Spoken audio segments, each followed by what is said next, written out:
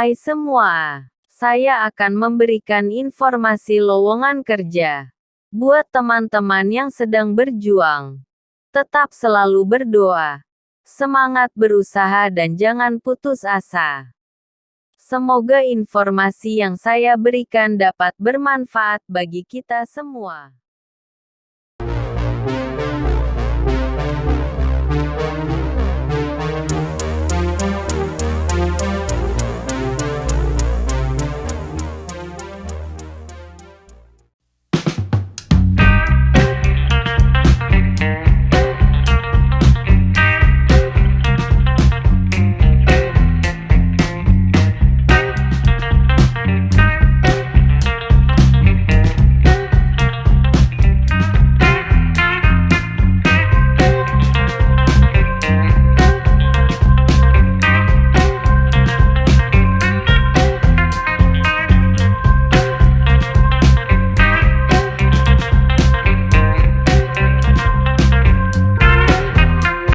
Semoga apa yang kalian impikan bisa terwujud dan sukses selalu.